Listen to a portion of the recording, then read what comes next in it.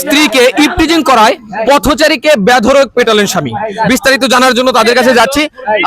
Please আপনি একটু ছাড়ুন তো, আপনি একটু ছাড়ুন ছাড়ুন। হ্যালো ভাই, ওনাকে এমন আচ্ছা কথা বলেন না, শুনুন আবার কথা বলছ, কোনো কথা বলবি না। আপনি বলুন তো কি হয়েছে, কেন আপনার এত রাগ ওনার উপর? আরে ভাই, আমি আমার ওয়াইফকে নিয়ে যাচ্ছি, ওর কত বড় সাহস, ও আমার ওয়াইফকে দেখে ব্যাড সাউন্ড দিছে। একদম তোর কলজা ছিড়া, তুই মানুষ না কথা বলেন, তুই মানুষ না। হ্যালো শুনেন, সে অন্যায় যদি করে থাকে তার শাস্তি আছে ভাই।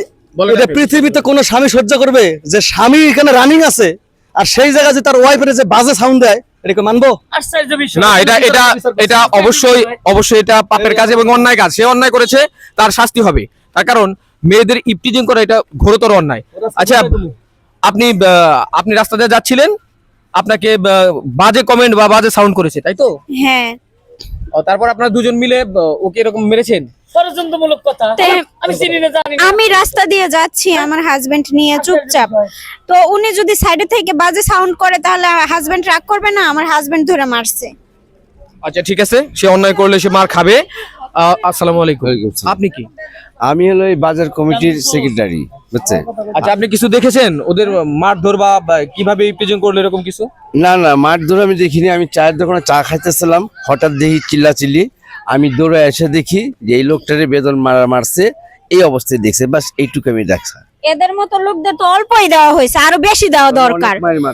হ্যাঁ, সে অনেক অন্যায় করেছে। এবার আমরা তার কাছে শুনতে যাব।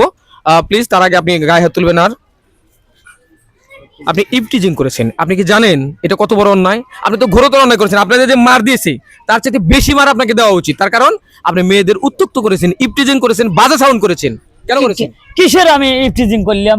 কিসের ইপটিজিং করলাম? হ্যাঁ, আমাকে মারতেছি, এটা অন্যায় না? আগে এখন আর আমি কি চুরি করছি না ডাকাতি করছি? আচ্ছা, কি হয়েছে আপনি সত্যি করে বলুন তো। হ্যাঁ, আরে ভাই, আমি মনে করেন যে আমার বউ আমাকে বাজারে পাঠাইছে, আমি হিসাব করে আসতেছি যে কি লেওয়া লাগবে না আলা লাগবে। আমি একটা জিনিস ভুলে গেছি। সেই জিনিসটা কি ভুলে গেছি? দর্জি দোকানে আমার বউ 3 পিস বানাবে দিছে, আমাকে কইছে যে ওই 3 পিস আসার সময় নিয়ে আসো। তা আমি অর্ধেক রাস্তা চলে আসার পর আমার মনে পড়ে গেছে আমার বউর তো 3 পিস আনি নেই। তা আমি এখন গুনিয়া আমি ওহো কয়া উঠেছি। ওহো, আমার এই জিনিসটা তো মনে নাই। ওই ওহো কইছি, কম মাত্র মনে করেন যে দুইজন লাগে আমাকে সেই পিটনি শুরু করে দিতেছে। এটা ভাই দাহাইত্র তো এরকম পেটান রে ভাই, আমার গেন্দি টেন্দি সিরিয়া দেন আমার শরীর দেয়। আরে গুড়া আপনি একটু থামুন।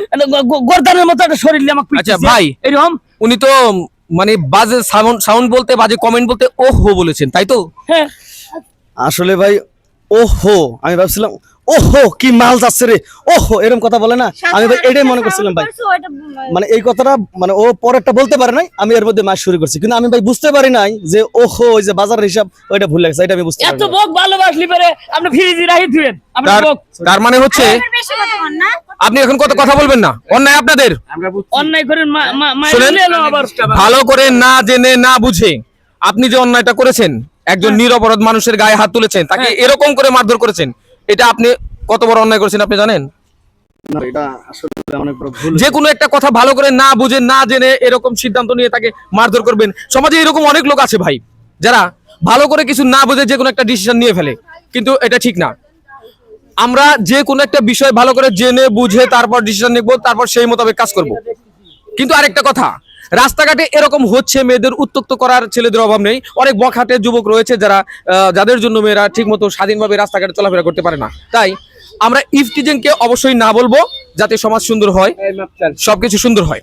ধন্যবাদ সবাইকে। আবার এরকম সুন্দর ভিডিও নিয়ে আপনাদের সামনে হাজির হব। ততক্ষণ ভালো থাকবেন, সুস্থ থাকবেন। আসসালামু আলাইকুম।